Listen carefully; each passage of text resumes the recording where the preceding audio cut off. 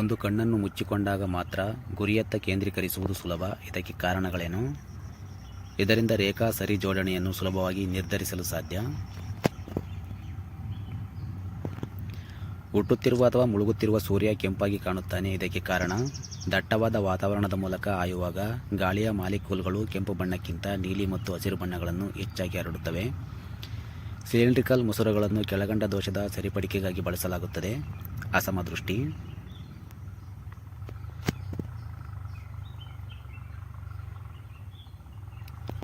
ಕೆಳಗಿನವುಗಳಲ್ಲಿ ಯಾವುದೂ ಪ್ರಾಥಮಿಕ ಬಣ್ಣವಲ್ಲ. ಕಪ್ಪು.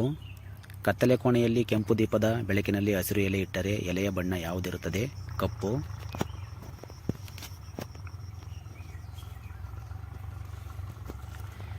ಕಾಮನಬಿಲ್ಲು ಉಂಟಾಗಲು ಕಾರಣ ಪ್ರತಿಬಿಂಬದಿಂದ, ವಕ್ರೀಭವನದಿಂದ, ಹೀರುವಿಕೆಯಿಂದ.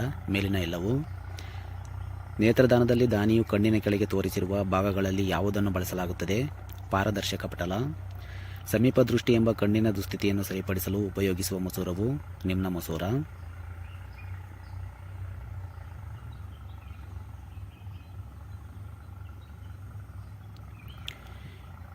ಕೆಳಗಿನ ಚಿತ್ರದಲ್ಲಿ ಪಿ ಬೆಳಕಿನ ಮೂಲವಾಗಿದೆ. ಎಲ್ಲ ಕಣ್ಣಿನ ಮಸೂರ ಹಾಗೂ ಆರ್ವು ಕಣ್ಣಿನ ರೆಟಿನಾ ಅಕ್ಷಿಪಟಲ. ವ್ಯಕ್ತಿಯೊಬ್ಬನ ಕಣ್ಣಿನ ಈ ಸ್ಥಿತಿ ಆತ ಯಾವ ದೋಷದಿಂದ ಬಳಲುತ್ತಿದ್ದಾನೆಂದು ತಿಳಿಸುತ್ತದೆ. ಹೈಪರ್ ಮಟ್ರೋಪಿಯಾ, ದೂರದೃಷ್ಟಿ.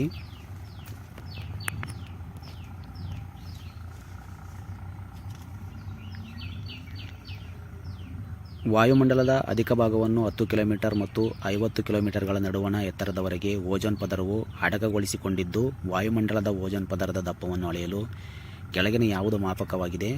ಡಾಪ್ಸಮ್ ಏಕಮಾನ. ಸಮುದ್ರದಲ್ಲಿ ಮುಳುಗಿದ ವಸ್ತುವಿನ ಪತ್ತೆ ಮಾಡುವ ಸಾಧನ ಸೋನಾರ್.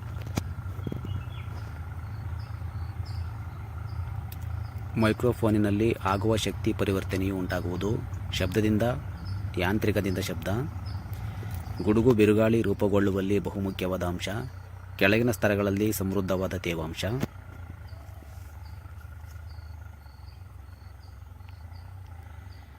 ಒಂದು ಸಬ್ಮೆರಿನ್ ಸಮುದ್ರದ ಮಟ್ಟದ ಮೇಲಿರುವ ವಸ್ತುಗಳನ್ನು ನೋಡಲು ಉಪಯೋಗಿಸುವ ಉಪಕರಣ ಯಾವುದು? ಪೆರಿಸ್ಕೋಪ್. ಕೆಳಗಿನ ಹೇಳಿಕೆಗಳಲ್ಲಿ ಯಾವುದೂ ಸರಿಯಲ್ಲ. ಗಾಳಿಯಲ್ಲಿ ಶಬ್ದದ ಜವವು ತೇವಾಂಶ ಹೆಚ್ಚಿದಂತೆಲ್ಲ ಕಡಿಮೆಯಾಗುತ್ತದೆ.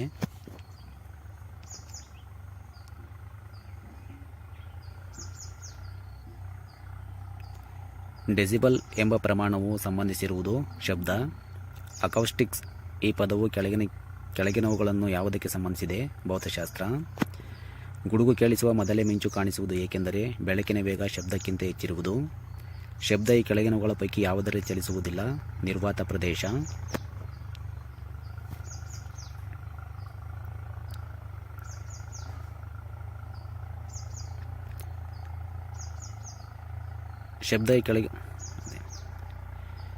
ಶಬ್ದದ ತೀವ್ರತೆಯನ್ನು ಅಳೆಯಲು ಇರುವ ಏಕಮಾನ ಯಾವುದು? ಡೆಸಿಬಲ್ಸ್. ಮೈಕ್ರೋಫೋನು ಡ್ಯಾಶ್ ರೂಪಾಂತರಿಸುತ್ತದೆ ಶಬ್ದವನ್ನು ವಿದ್ಯುತ್ತಿನ ಶಕ್ತಿಯಾಗಿ. ವೃತ್ತಾಕಾರದ ಗರಗಸದೊಳಗೆ ಮರದ ತುಂಡನ್ನು ಕತ್ತರಿಸುವಾಗ ಉಂಟಾಗುವ ಶಬ್ದದ ಸ್ಥಾಯಿಯು ಕಡಿಮೆಯಾಗುತ್ತದೆ ಏಕೆಂದರೆ ಮರದ ತುಂಡಿನ ತಡೆಯಿಂದಾಗಿ ಗರಗಸದ ವೇಗ ಮತ್ತು ಆವೃತ್ತಿ ಕಡಿಮೆಯಾಗುತ್ತದೆ.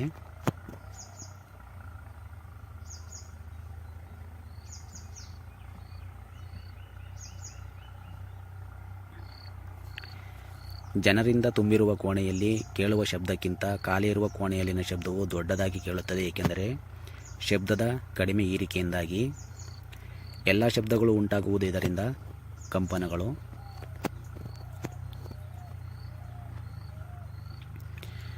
ಬಾವಿಯೊಳಗೆ ಬೀಳಿಸಿದ ನಾಣ್ಯದ ಪ್ರತಿಧ್ವನಿಯನ್ನು ಈ ಕೆಳಗಿನದರಲ್ಲಿ ಯಾವುದನ್ನು ಅಳೆಯಲು ಉಪಯೋಗಿಸುತ್ತಾರೆ?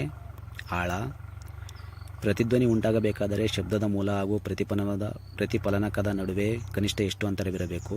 17 ಮೀಟರ್ಗಳು.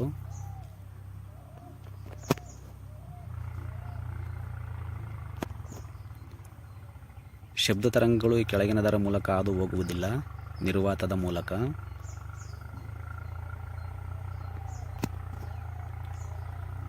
ಶ್ರವ್ಯ ಕಂಪನಾಂಕದ ಕನಿಷ್ಠ ಮಿತಿಯು ಈ ಕೆಳಗಂಟಂತೆ ಇರುತ್ತದೆ, 20 Hz. ಸೋನಾರ್ ಒಂದು ಕಳುಹಿಸಿದ ಅಂತರ್ಗಾಮಿ ಶಬ್ದವು ಹಿಂದಕ್ಕೆ ಬರಲು 3 ಸೆಕೆಂಡ್ ತೆಗೆದುಕೊಳ್ಳುತ್ತದೆ. ಶಬ್ದದ ವೇಗವು ನೀರಿನಲ್ಲಿ ಸೆಕೆಂಡಿಗೆ 1.5 ಕಿಲೋಮೀಟರ್ ಎಂದಾದರೆ ವಸ್ತುವು ಎಷ್ಟು ದೂರದಲ್ಲಿದೆ? 2.25 ಕಿಲೋಮೀಟರ್.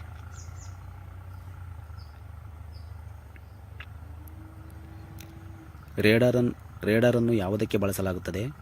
ವಸ್ತುಗಳ ಸ್ಥಾನ ಮತ್ತು ದೂರವನ್ನು ಪತ್ತೆ ಹಚ್ಚಲು. ಮೈಕ್ರೋಫೋನ್ ಸಾಧನದಲ್ಲಿ ಮೊದಲು ಧ್ವನಿ ತರಂಗಗಳು ವಿದ್ಯುತ್ ಶಕ್ತಿಯಾಗಿ ಮಾರ್ಪಟ್ಟು ನಂತರ ಧ್ವನಿ ತರಂಗಗಳಾಗಿ ಪುನರ್ಮಾರ್ಪಟ್ಟು ಪ್ರಸಾರಗೊಳ್ಳುತ್ತವೆ.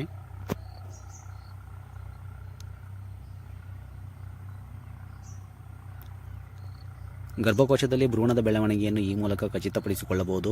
PTT ಪರಿಶೀಲನೆ. ಸೂಪರ್ಸಾನಿಕ್ ಜೆಟ್ ವಿಮಾನಗಳಿಂದ ಆಗುವ ಪರಿಣಾಮವೆಂದರೆ ಓಜೋನ್ ಪದರದ ನಾಶ. ಯಾವ ಮಾಧ್ಯಮದಲ್ಲಿ ಶಬ್ದವು ಅತ್ಯಂತ ವೇಗವಾಗಿ ಚಲಿಸುತ್ತದೆ? ಉಕ್ಕು. ಸಾಮಾನ್ಯವಾಗಿ ಹೆಂಗಸರ ಧ್ವನಿಯು ಸ್ಥಾಯಿಯು ಗಂಡಸದರಕ್ಕಿಂತ ಹೆಚ್ಚಿರುತ್ತದೆ. ನಕ್ಷತ್ರಗಳ ಭ್ರಮಣದ ಬಗ್ಗೆ ಆಧಾರವು ಮುಖ್ಯವಾಗಿ ದೊರೆಯುವುದರಿಂದ ಡಾಪ್ಲರ್ನ ಪರಿಣಾಮ.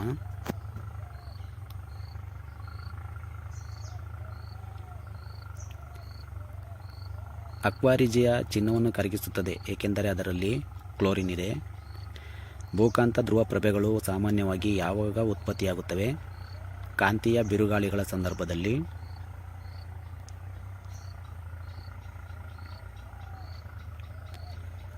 ಎರಡು ಕಾಂತ ಧ್ರುವಗಳ ನಡುವಿನ ಅಂತರವನ್ನು ಅರ್ಧದಷ್ಟು ಕಡಿಮೆ ಮಾಡಿದಾಗ ಅವುಗಳ ನಡುವಿನ ಬಲವು 4ರಷ್ಟು ಹೆಚ್ಚಾಗುತ್ತದೆ.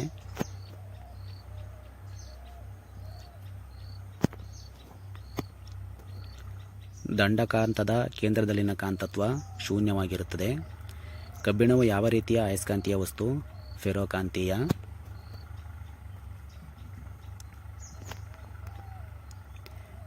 ವೇಗವಾಗಿ ಚಲಿಸುತ್ತಿರುವ ವಾಹನಕ್ಕೆ ಬ್ರೇಕ್ ಹಾಕಿದಾಗ ಅದರೊಳಗೆ ಕುಳಿತಿರುವವರು ಸ್ವಲ್ಪ ಮುಂದಕ್ಕೆ ಬೀಳುವಂತಾಗುತ್ತದೆ.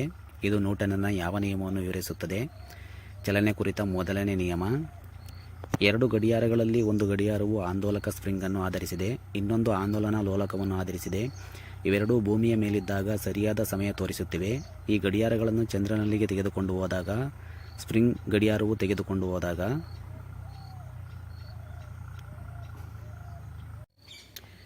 0 ಡಿಗ್ರಿ C ಯಿಂದ 20 ಡಿಗ್ರಿ C ಗೆ ಕಾಯಿಸಲಾಗಿದೆ. ಅದರ ಗಾತ್ರವು ಮೊದಲು ಕಡಿಮೆಯಾಗಿ ಆನಂತರ ಹೆಚ್ಚಾಗುತ್ತದೆ.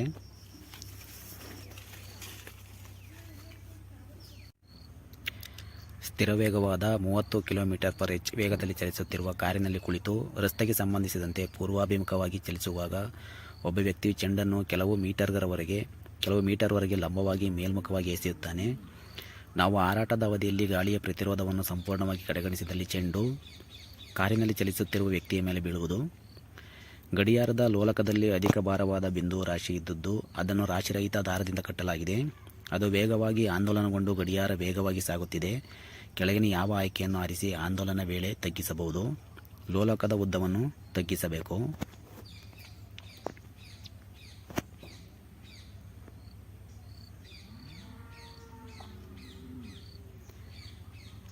-1 ರೈಲ್ವೆ ಪಥದ ಒಂದು ತಿರುವಿನಲ್ಲಿ ಹೋಲಿಕೆ ಮಾಡಿದಾಗ ಹೊರಪಥ ಅಂಚು ಒಳಗಿನದಕ್ಕಿಂತ ಎತ್ತರದಲ್ಲಿ ಏರಿಕೆಯಾಗಿರುವುದು. ರೈಲಿನ ತೂಕದ ಸಮತಲ ಘಟಕದಿಂದಾದ ಅಗತ್ಯವಾದ ಕೇಂದ್ರಾಭಿಗಾಮಿ ಬಲವನ್ನು ಪಡೆಯಲು.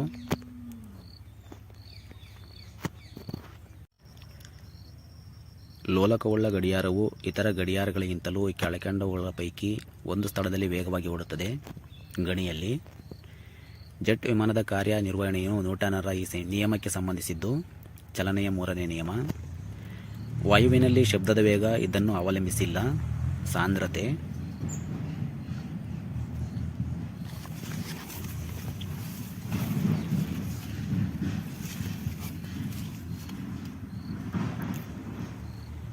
ಒಂದು ಹುಡುಗಿಯು ಒಂದು ಉಯ್ಯಾಲೆಯಲ್ಲಿ ಕುಳಿತಿರುವ ಸ್ಥಿತಿಯಲ್ಲಿ ಉಯ್ಯಾಲೆ ಆಡುತ್ತಿದ್ದಾಳೆ. ಅವಳು ನಿಂತ ಸ್ಥಿತಿಯಲ್ಲಿದ್ದರೆ ತೂಗಾಡುವ ಅವಧಿಯ ಮೇಲೆ ಹೇಗೆ ಪರಿಣಾಮ ಬೀರುತ್ತದೆ? ಕಾಲಾವಧಿಯು ಕಡಿಮೆಯಾಗುತ್ತದೆ. ಈ ಮುಂದಿನ ಯಾವ ಚಲನೆ ಅಥವಾ ಸಂದರ್ಭ ಸಾಧ್ಯವಿಲ್ಲ? ಒಬ್ಬ ವ್ಯಕ್ತಿ ಸ್ಥಿರ ವೇಗದಿಂದ ಮತ್ತು ಕಾಲ ಬದಲಾಗುವ ವೇಗೋತ್ಕರ್ಷದಿಂದ ಚಲಿಸುತ್ತಾನೆ. ಜೆಟ್ ಎಂಜಿನ್ಗಳು ಯಾವ ತತ್ವದ ಆಧಾರದ ಮೇಲೆ ಕಾರ್ಯ ಮಾಡುತ್ತದೆ? ನ್ಯೂಟನ್ನಿನ ಎರಡನೇ ಚಲನೆಯ ನಿಯಮ. ಚಲಿಸುವ ಬಸ್ಸು ಒಮ್ಮಿಂದೊಮ್ಮೆಲೆ ನಿಂತಾಗ ಅದರೊಳಗಿದ್ದ ಪ್ರಯಾಣಿಕರನ್ನು ಮುಂಭಾಗಕ್ಕೆ ತಳ್ಳಿದಂತಾಗಲು ಕಾರಣ ಪ್ರಯಾಣಿಕರ ಜಡತ್ವದಿಂದಾಗಿ.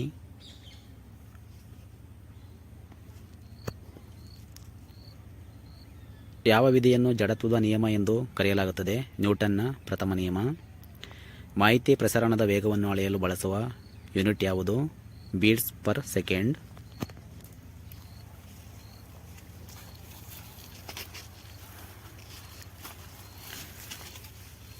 ಬಟ್ಟೆ ತೊಳೆಯುವ ಯಂತ್ರದ ಕಾರ್ಯದ ತತ್ವ ಇದಾಗಿದೆ. ಕೇಂದ್ರತೆಯಾಗಿ ಬಲ. ಆಂದೋಲಿಸುವ ಸ್ಪ್ರಿಂಗ್ಗಳನ್ನು ಆಧರಿಸಿದ ಗಡಿಯಾರವೊಂದನ್ನು ಆಳವಾದ ಗಣಿಯೊಂದಕ್ಕೆ ತೆಗೆದುಕೊಂಡು ಹೋದಾಗ ಕೆಳಗಿನವುಗಳಲ್ಲಿ ಯಾವುದು ಉಂಟಾಗುತ್ತದೆ? ಭೂಮಿಯ ಮೇಲೆ ಯಾವ ಸಮಯವನ್ನು ಆಧರಿಸಿ ಕಾರ್ಯನಿರ್ವಹಿಸುತ್ತದೆ? ಏಕರೂಪದ ವರ್ತುಲ ಚಲನೆಯಲ್ಲಿ ವೇಗವರ್ಧನವು ಇದಾಗಿರುತ್ತದೆ. ಪ್ರಮಾಣದಲ್ಲಿ ಸ್ಥಿರವಾಗಿರುತ್ತದೆ ಮತ್ತು ತ್ರಿಜ್ಯಾಕಾರವಾಗಿ ಒಳಾಭಿಮುಖವಾಗಿರುತ್ತದೆ.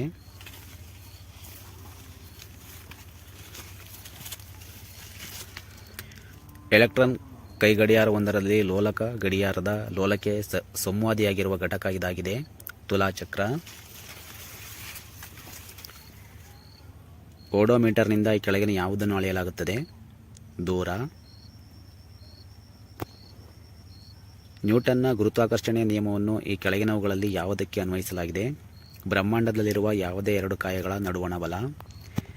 ಕ್ರಿಯೆ ಮತ್ತು ಪ್ರಕ್ರಿಯೆಗಳು ಮತ್ತು ವಿರುದ್ಧ ದಿಕ್ಕಿನಲ್ಲಿರುತ್ತವೆ. ಇದು ಯಾರು ಪ್ರತಿಪಾದಿಸಿದ ತತ್ವವಾಗಿದೆ? Sir Isaac Newton.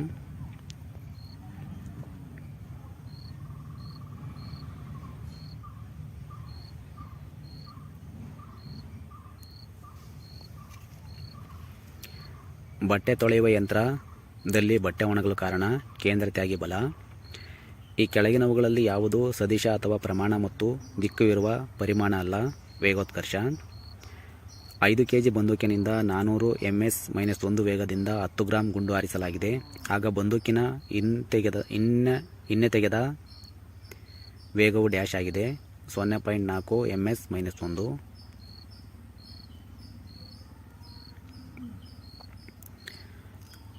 ಆಟೋಮೊಬೈಲ್ಗಳ ಮತ್ತು ರೈಲ್ವೆ ಗಾಡಿಗಳ ಆಘಾತ ಹೀರುಕಗಳ ಸ್ಪ್ರಿಂಗುಗಳನ್ನು ರಬ್ಬರ್ನಿಂದ ಮಾಡದೆ ಉಕ್ಕಿನಿಂದ ಮಾಡಿರುವುದಕ್ಕೆ ಕಾರಣವೇನೆಂದರೆ ರಬ್ಬರ್ಗಿಂತ ಉಕ್ಕು ಹೆಚ್ಚು ಎಲಾಸ್ಟಿಕ್ ಆಗಿದೆ. ಒಂದು ರೈಫಲ್ನಿಂದ ಗುಂಡನ್ನು ಹಾರಿಸಿದಾಗ ರೈಫಲ್ ಹಿಂದಕ್ಕೆ ಚಿಮ್ಮುತ್ತಿದೆ. ಗುಂಡಿಗೆ ಹೋಲಿಸಿದರೆ ರೈಫಲ್ನ ಗತಿಶಕ್ತಿಯು ಕಡಿಮೆ. ಒಂದು ಚಲಿಸುತ್ತಿರುವ ರೈಲಿನ ಕಿಟಕಿಯಿಂದ ವಸ್ತುವೊಂದನ್ನು ಹಾಕಲಾಗುತ್ತದೆ. ನೆಲದ ಮೇಲೆ ನಿಂತಿರುವ ವ್ಯಕ್ತಿಯ ದೃಷ್ಟಿಯಿಂದ ಈ ವಸ್ತುವು ನೆಲಕ್ಕೆ ಬಿದ್ದ ಕೂಡಲೇ ಪರವಲಯವಾಗಿ ಚಲಿಸುತ್ತದೆ.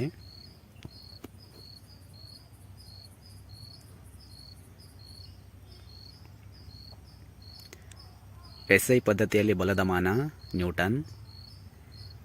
10 ಕಿಲೋಗ್ರಾಂ ವಸ್ತುವನ್ನು 5 ಮೀಟರ್ ಎತ್ತರದಲ್ಲಿರಿಸಿದಾಗ ನಡೆದಿರುವ ಕೆಲಸದ ಮೊತ್ತ 490 J. D ದೂರದಲ್ಲಿರುವ ಒಂದು ರಾಶಿಯು ಎರಡು ವಸ್ತುಗಳ ನಡುವಿನ ಬಲ 20 N. ದೂರವನ್ನು ಸ್ಥಿರವಾಗಿ ಅವುಗಳ ರಾಶಿಯನ್ನು ಇಮ್ಮಡಿ ಮಾಡಿದರೆ ಅವುಗಳ ನಡುವಿನ ಬಲವು 80 N.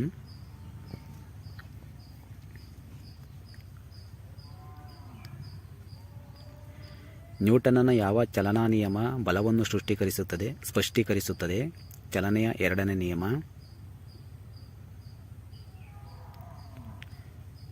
ಒಂದು ವಸ್ತುವನ್ನು ವೃತ್ತೀಯ ಚಲನೆಯಲ್ಲಿಡಬೇಕಾಗುವ ಕೇಂದ್ರಾಭಿಮುಖ ಬಲ ಇವುಗಳನ್ನು ಅವಲಂಬಿಸಿರುವುದು: ದ್ರವ್ಯರಾಶಿ, ವೇಗ ಮತ್ತು ಪಥದ ತ್ರಿಜ್ಯ. ಚಲಿಸುತ್ತಿರುವ ಬಸ್ ದಿಢೀರನೆ ನಿಂತಾಗ ಪ್ರಯಾಣಿಕರು ಬೀಳುತ್ತಾರೆ. ಇದಕ್ಕೆ ಕಾರಣ ಜಡತ್ವ. ಪಕ್ಷಿಗಳ ಮುನ್ನಡೆಯ ಚಲನೆ ಹಾಗೂ ಮೇಲ್ಮುಖದ ಚಲನೆಗೆ ಕಾರಣ ರೆಕ್ಕೆಗಳ ಬಡಿತ. ಒಂದು ಕಣವು ಗುರುತ್ವ ಬಲದಿಂದ ವಿರಾಮ ಸ್ಥಿತಿಯಿಂದ ಮುಕ್ತವಾಗಿ ಬೀಳುತ್ತಿದೆ. ಕಾಲದೊಂದಿಗೆ T ಸ್ಥಾನಪಲ್ಲಟದ V ವಿತರಣೆಯನ್ನು ಸರಿಯಾಗಿ ತೋರಿಸಿರುವುದು ಹೀಗಿದೆ. ಇದಕ್ಕೆ ಆನ್ಸರ್ ಗೊತ್ತಿದ್ರೆ ಕಮೆಂಟ್ ಮಾಡಿ.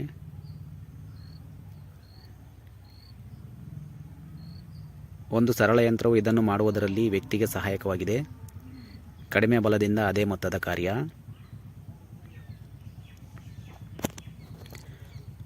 ಒಂದು ಕಾರು ರಸ್ತೆಯ ಮೇಲೆ ಗಂಟೆಗೆ 60 ಕಿಲೋಮೀಟರ್ ಏಕಸಮಾನ ವೇಗದಲ್ಲಿ ಓಡುತ್ತಿದೆ. ಆ ಕಾರಿನ ಮೇಲೆ ಉಂಟಾಗುತ್ತಿರುವ ಫಲಿತ ಪರಿಣಾಮ ಬಲ ಕಾರು ಚಲಿಸುತ್ತಿರುವ ವಿರುದ್ಧ ದಿಕ್ಕಿನಲ್ಲಿ ಪ್ರತಿರೋಧಕ ಬಲ. ಸೈಕಲ್ಗಳಲ್ಲಿ ಗುಂಡು ಹೊರಳುಗಳು ಇದಕ್ಕಾಗಿ ಬಳಸಲ್ಪಡುತ್ತವೆ. ಚಕ್ರ ಮತ್ತು ಅಕ್ಷದಂಡ ಘರ್ಷಣೆ ತಗ್ಗಿಸಲು. ಕೆಳಗಿನ ಯಾವ ಬಲ ಚಲಿಸುವ ವಸ್ತುವಿನ ವೇಗ ಕಡಿಮೆ ಮಾಡಿ ವಸ್ತು ನಿಲ್ಲುವಂತೆ ಮಾಡುತ್ತದೆ? ಘರ್ಷಣಾ ಬಲ.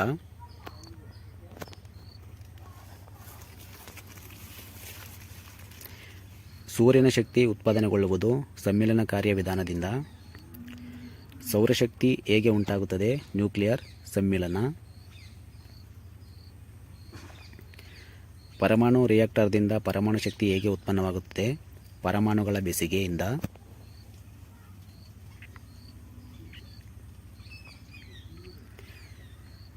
ಸೂರ್ಯನಲ್ಲಿರುವ ಪ್ರಮುಖ ಅನಿಲಗಳು ಯಾವುವು? ಹೈಡ್ರೋಜನ್ ಮತ್ತು ಹೀಲಿಯಂ. ಸೂರ್ಯನಲ್ಲಿರುವ ಅಪರಿಮಿತ ಶಕ್ತಿಗೆ ಕಾರಣವಾದ ಪ್ರಕ್ರಿಯೆ ಇದಾಗಿದೆ, ನ್ಯೂಕ್ಲಿಯರ್ ಸಂಯೋಗ. ವೇಗ ಮಿತಿಯನ್ನು ಮೀರಿ ಚಲಿಸುವ ವಾಹನಗಳನ್ನು ಪತ್ತೆ ಹಚ್ಚಲು ಪೊಲೀಸರು ಇದನ್ನು ಉಪಯೋಗಿಸುತ್ತಾರೆ, ಡಾಪ್ಲರ್ ರಾಡಾರ್ ಗನ್. ಯಾಂತ್ರಿಕ ಶಕ್ತಿಯನ್ನು ವಿದ್ಯುತ್ ಶಕ್ತಿಯನ್ನಾಗಿ ಪರಿವರ್ತಿಸುವ ಸಾಧನ, ಡೈನಮೋ. ಹಗುರ ಹಾಗೂ ಭಾರವಾದ ವಸ್ತುಗಳು ಸಮಾನ ಚಲನಾ ಶಕ್ತಿ ಹೊಂದಿರುತ್ತವೆ, ಭಾರವಾದ ವಸ್ತು. ಥರ್ಮಲ್ ರಿಯಾಕ್ಟರ್ಗಳೆಂದರೆ ನಿಧಾನ ನ್ಯೂಟ್ರಾನ್ಗಳು ಸರಪಳಿ ಪ್ರತಿಕ್ರಿಯೆಯನ್ನು ಕಾಯ್ದುಕೊಳ್ಳುವಂಥವುಗಳು.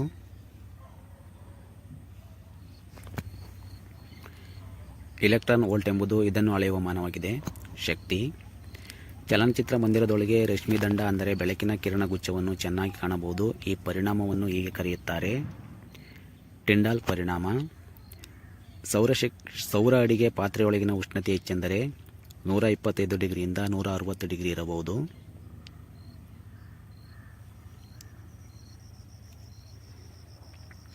ಬ್ಯಾಟರಿಯನ್ನು ಬಳಸುವ ಉದ್ದೇಶ ವಿಭವಾಂತರವನ್ನು ಕಾಯ್ದುಕೊಳ್ಳುವುದು.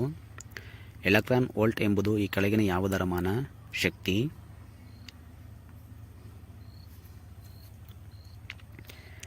ಸೌರಶಕ್ತಿಯನ್ನು ವಿದ್ಯುತ್ ಶಕ್ತಿಯಾಗಿ ಪರಿವರ್ತಿಸಲು ಬಳಸುವ ಸಾಧನ, ಫೋಟೋ ಎಲೆಕ್ಟ್ರಿಕ್ ಸೆಲ್. ಸೌರ ಕುಕ್ಕರ್ನ ಹೊದಿಕೆ ಗಾಜಿನಿಂದ ಮಾಡಲ್ಪಟ್ಟಿರುತ್ತದೆ ಏಕೆ? ಸೌರಶಾಖವು ಗಾಜಿನ ಮುಖಾಂತರ ಹೆಚ್ಚು ಹೀರಲ್ಪಡದೆ ಪ್ರವಹಿಸುತ್ತದೆ. ಸೌರವ್ಯೂಹದಲ್ಲಿ ಅತ್ಯಂತ ಸಾಂದ್ರವಾದ ಗ್ರಹ ಯಾವುದು? ಭೂಮಿ. ಭೂಮಿಯಿಂದ ನೋಡುತ್ತಿರುವ ವ್ಯಕ್ತಿಗೆ ನಕ್ಷತ್ರಗಳು ಮಿನುಗುತ್ತಿರುವಂತೆ ಕಾಣುತ್ತವೆ. ಇದಕ್ಕೆ ಕಾರಣ ಭೂಮಿಯ ವಾತಾವರಣದಲ್ಲಿ ಆಗುವಂತಹ ವಕ್ರೀಭವನದ ಏರಿಳಿತಗಳು.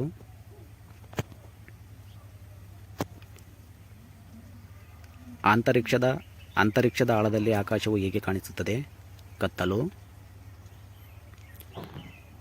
ವಿಶ್ವದ ವಾಯುಗುಣದ ವರ್ಗೀಕರಣವನ್ನು ಉಷ್ಣ, ಸಮಶೀತೋಷ್ಣ ಮತ್ತು ಶೀತ ವಲಯಗಳಾಗಿ ಈ ಕೆಳಗಿನವರುಗಳಿಂದ ನಿರ್ಮಿತವಾದ ತಾಪದ ಆಧಾರದ ಮೇಲೆ ವರ್ಗೀಕರಿಸಲಾಗಿದೆ. ಪುರಾತನ ಗ್ರೀಕ್ ಭೂಗೋಳಶಾಸ್ತ್ರಜ್ಞರು. ಈ ಕೆಳಗಿನವುಗಳಲ್ಲಿ ಯಾವುದೂ ನಮ್ಮ ಸೌರವ್ಯೂಹಕ್ಕೆ ಸೇರಿದ ಗ್ರಹವಲ್ಲ, ಚಂದ್ರ. ಸೂರ್ಯಗ್ರಹಣವೆಂದರೆ ವಾಸ್ತವವಾಗಿ ಚಂದ್ರನು ನಮ್ಮ ಸೂರ್ಯಾವಲೋಕನಕ್ಕೆ ಅಡ್ಡ ಬರುವುದು.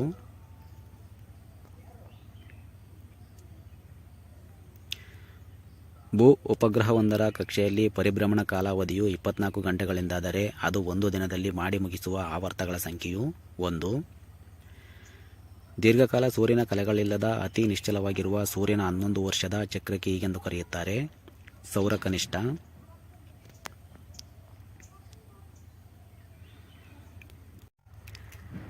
ಬಾಹ್ಯಾಕಾಶ ಒಡಿಸ್ಸಿ ಚಂದ್ರಯಾನ-1 ಯಶಸ್ವಿಯಾಗಿ ಉಡಾವಣೆ ಮಾಡಿದ್ದು ಅಕ್ಟೋಬರ್ 2008ರಲ್ಲಿ. ನಮ್ಮ ಸೌರಮಂಡಲದಲ್ಲಿರುವಂತೆ ವಿಶ್ವದಲ್ಲಿ ಇತ್ತೀಚೆಗೆ ಗುರುತಿಸಲ್ಪಟ್ಟ ಬಹುಗ್ರಹ ಮಂಡಲಗಳ ಸಂಖ್ಯೆ 25. ತೇಜಸ್ ಎನ್ನುವುದು ಲಘು ಯುದ್ಧ ವಿಮಾನ. 22/10/2008ರಂದು ಶ್ರೀಹರಿಕೋಟಾದಿಂದ ಉಡಾವಣೆ ಮಾಡಲಾದ ಉಪಗ್ರಹದ ಹೆಸರು PSLV-C2.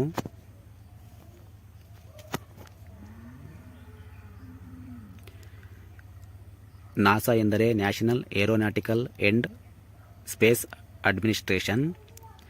ವಿಜ್ಞಾನಿಗಳು ಅಭಿವೃದ್ಧಿಪಡಿಸಿದ ದೂರದಿಂದಲೇ ನಿರ್ವಹಿಸುವಂತೆ ಮತ್ತು ಮಾಡಲಾಗುವ ದಕ್ಷ ಎಂದು ಕರೆಯಲ್ಪಡುವ ವಾಹನವು ಈ ಕೆಳಗಿನ ಯಾವ ಸಂಸ್ಥೆಗೆ ಸೇರಿದೆ? DRDO. ಸೌರವ್ಯೂಹದ ಅತ್ಯಂತ ಭಾರವಾದ ಆಕಾಶಕಾಯ, ಸೂರ್ಯ.